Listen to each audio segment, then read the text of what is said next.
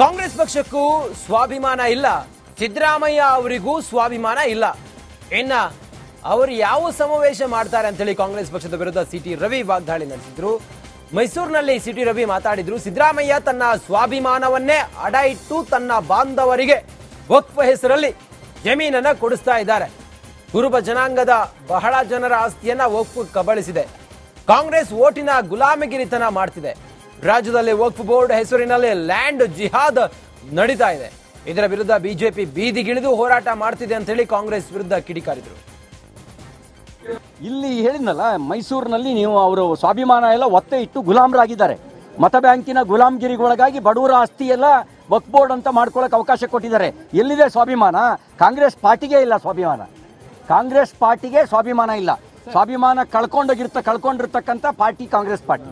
ಭೂ ಮಾಫಿಯಾ ಇದು, ಲ್ಯಾಂಡ್ ಜಿಹಾದ್ ಇದು ಕೊನೆ ಆಗಲೇಬೇಕು. ಅದಕ್ಕೋಸ್ಕರ ನಾವು ವಿಧಾನಸಭೆ ಮತ್ತು ವಿಧಾನ ಪರಿಷತ್ನಲ್ಲೂ ಹೋರಾಟ ಮಾಡ್ತೀವಿ. ಲೋಕಸಭೆಯಲ್ಲೂ ಕೂಡ ಶೀಘ್ರಾತಿ ಶೀಘ್ರ ಈ ಅನ್ಯಾಯದ ಕಾಯ್ದೆ ರದ್ದಾಗೋದಕ್ಕೆ ನಾವೆಲ್ಲ ರೀತಿಯ ಹೋರಾಟವನ್ನು ಕೂಡ ನಾವು ಮಾಡ್ತೇವೆ. ಮತ ಬ್ಯಾಂಕಿನ ಗುಲಾಮರಾಗಿದ್ದಾರೆ. ಬಿಜೆಪಿಗೆ ಆ ದರ್ದೇನಿಲ್ಲ. ನಾವು ದೇಶಕ್ಕೆ ಗುಲಾಮರು, ರಾಷ್ಟ್ರಕ್ಕೆ ಗುಲಾಮರು, ಯಾವುದೇ ಮತ ಬ್ಯಾಂಕಿನ ಗುಲಾಮರಲ್ಲ. ಮತ ಬ್ಯಾಂಕಿನ ಗುಲಾಮಗಿರಿಯ ಕಾರಣಕ್ಕೋಸ್ಕರನೇ ಈ ಅನ್ಯಾಯದ ಕಾಯ್ದೆನ ತಂದಿರೋದು. ಮಂಗಳೂರು ಕಾಂಗ್ರೆಸ್ ಕಚೇರಿಯಲ್ಲಿ ಕಾಂಗ್ರೆಸ್ ಮುಖಂಡರು ಪರಸ್ಪರ ಹೊಡೆದಾಡಿಕೊಂಡಿದ್ದಾರೆ. ಪಂಚಾಯತ್ ಉಪಚುನಾವಣೆಯಲ್ಲಿ ಆಯ್ಕೆ ಆದವರಿಗೆ ಸನ್ಮಾನ ಕಾರ್ಯಕ್ರಮ ಹಮ್ಮಿಕೊಳ್ಳಲಾಗಿತ್ತು. ಸನ್ಮಾನ ವಿಚಾರಕ್ಕೆ ಕಾಂಗ್ರೆಸ್ ಮುಖಂಡ ಪ್ರಕಾಶ್ ಶೆಟ್ಟಿ ತುಂಬೆ ಹಾಗೂ ಕಾಂಗ್ರೆಸ್ ಜಿಲ್ಲಾಧ್ಯಕ್ಷ ಹರೀಶ್ ಕುಮಾರ್ ನಡುವೆ ಗಲಾಟೆ ನಡೆದಿದ್ದು ಪರಸ್ಪರ ಕೈ ಮಿಲಾಯಿಸುವ ಹಂತಕ್ಕೆ ಹೋಗಿದೆ ಗಲಾಟೆ.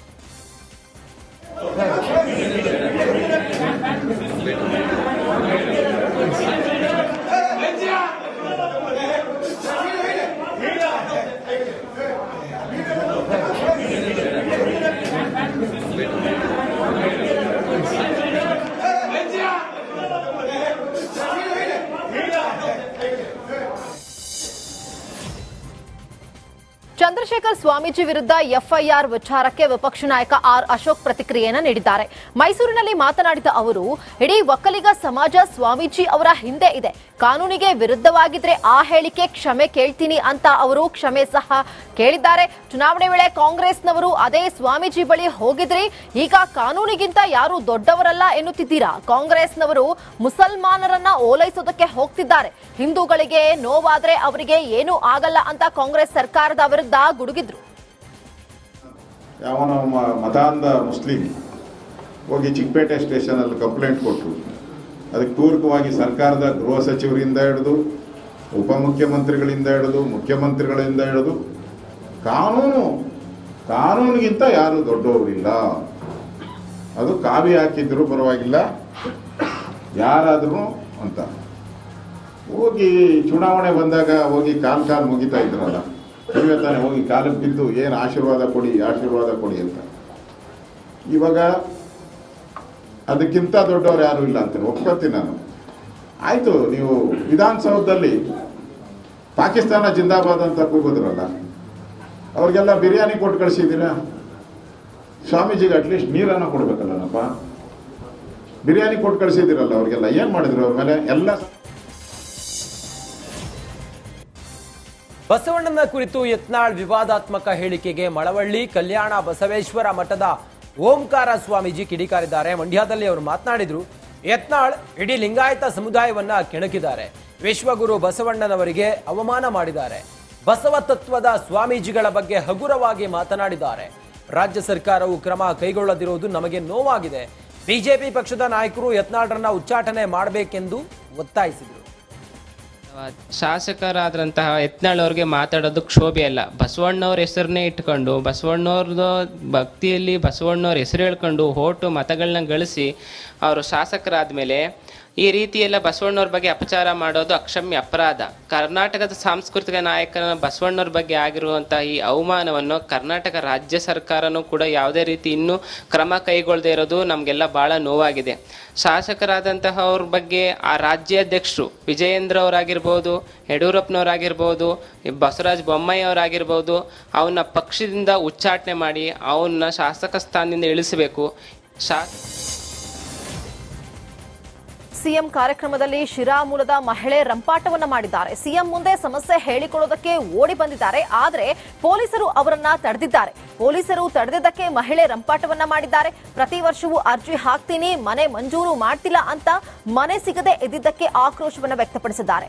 ಮಹಿಳೆಯರ ಪರ ಅಂತೀರಾ, ಬಡವರ ಪರ ಅಂತೀರಾ, ಸಮಸ್ಯೆ ಹೇಳಿಕೊಳ್ಳಲು ಬಂದ್ರೆ ನಮ್ಮನ್ನ ಬಿಡಲ್ಲ ಅಂತ ಹೇಳಿ ಕೂಗಾಡಿದ್ದಾರೆ.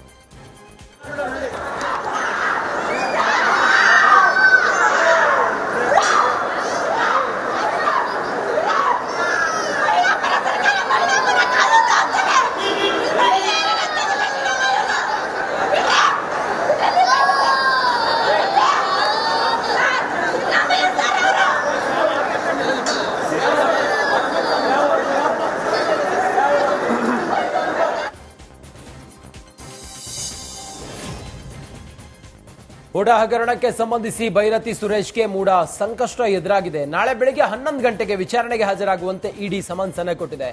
ದಾಖಲೆಗಳ ಸಮೇತ ವಿಚಾರಣೆಗೆ ಬರಬೇಕು ಅಂತ ಹೇಳಿ ನೋಟಿಸ್ ಅನ್ನ ನೀಡಿದ್ದಾರೆ.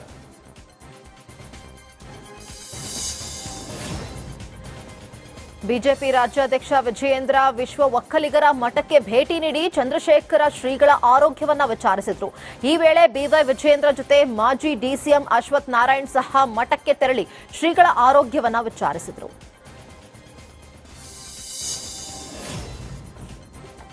ಬಂಗಾಳಕೊಲ್ಲಿಯಲ್ಲಿ ಫೆಂಗಾಲ್ ಚಂಡಮಾರುತದ ಎಫೆಕ್ಟ್ಗೆ ಮಂಗಳೂರು ಗಡಿಭಾಗ ಕಾಸರಗೋಡಿನಲ್ಲಿ ಭಾರಿ ಮಳೆ ಆಗ್ತಾ ಇದೆ. ಧಾರಾಕಾರ ಮಳೆಯಿಂದ ಬಂದ್ಯೋಡು ಕುಂಬಳೆ ರಸ್ತೆಯಲ್ಲಿ ಕೃತಕ ನೆರೆ ಸೃಷ್ಟಿಯಾಗಿದೆ.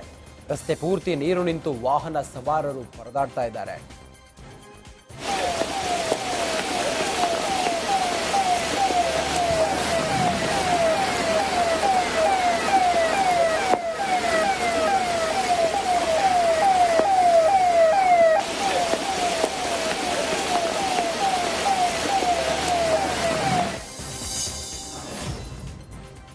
ಚಂದ್ರಶೇಖರ ಸ್ವಾಮೀಜಿ ವಿರುದ್ಧ ಎಫ್ಐಆರ್ ದಾಖಲಾಗಿರುವ ಬಗ್ಗೆ ಮಾಜಿ ಸಂಸದ ಡಿಕೆ ಸುರೇಶ್ ಪ್ರತಿಕ್ರಿಯೆಯನ್ನು ನೀಡಿದ್ದಾರೆ.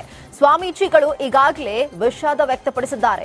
ಸಾಂದರ್ಭಿಕವಾಗಿ ಆ ಮಾತು ಹೇಳಿದ್ದೇನೆ ಎಂದಿದ್ದಾರೆ. ಆದರೆ ಸರ್ಕಾರ ದೂರನ್ನ ದಾಖಲು ಮಾಡಿದೆ, ಪ್ರಕರಣ ವಾಪಸ್ ಪಡೆಯಿರಿ ಅಂತ ಡಿಕೆ ಸುರೇಶ್ ಮನವಿಯನ್ನ ಮಾಡಿಕೊಂಡ್ರು. ಪರಮ ಪೂಜ್ಯರು ಈಗಾಗಲೇ ಸ್ಪಷ್ಟಪಡಿಸಿದ್ದಾರೆ. ನಾನು ಆಡಿರ್ತಕ್ಕಂಥ ಮಾತು ಸಾಂದರ್ಭಿಕವಾಗಿ ತಪ್ಪಾಗಿರ್ಬೋದು, ಅದಕ್ಕೆ ನಾನು ವಿಷಾದ ವ್ಯಕ್ತಪಡಿಸ್ತೇನೆ ಅಂತಕ್ಕಂಥ ಮಾತನ್ನು ಹೇಳಿದ್ದಾರೆ.